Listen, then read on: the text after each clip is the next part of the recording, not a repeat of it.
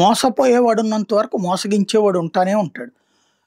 తెలంగాణ బీసీలని అలాగే మోసం చేశారు రేవంత్. 42% రిజర్వేషన్ అసాధ్యమన్నది తెలిసినా సరే, కొంతమంది బీసీ నాయకులని వినియోగించుకుని వచ్చేస్తున్నాయి ఇటు పాలాభిషేకాలు, పూలాభిషేకాలు చేయించారు.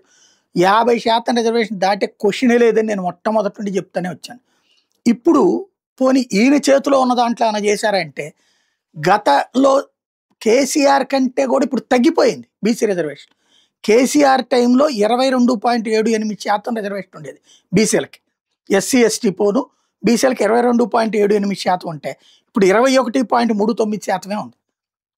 ఇప్పుడు ఏదైతే నిన్న బీఆర్ఎస్ 17% పడిపోయిందని ప్రచారం చేయగానే అబ్బాయి అదేం లేదంటూ కొన్ని అనుకూల సోషల్ మీడియా ప్లాట్ఫారాల్లో 21.39 కేసీఆర్ టైంలో అయితే 22.78 రేవంత్ టైంలో పెరిగినాయి అనేటటువంటి తప్పుడు ప్రచారం చేయించుకున్నారు.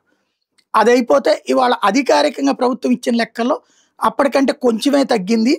22.78 ఉంటే ఇప్పుడు 21.39కే. అది కూడా ఎందుకు తగ్గిందంటే ఎస్టీ నోటిఫైడ్ కొన్ని యాడ్ చేశారు.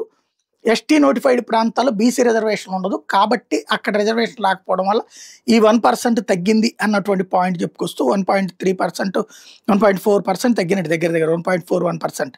ఇదే సందర్భంలో 8 జిల్లాల్లో బీసీల రిజర్వేషన్స్ ఎక్కువైనాయి.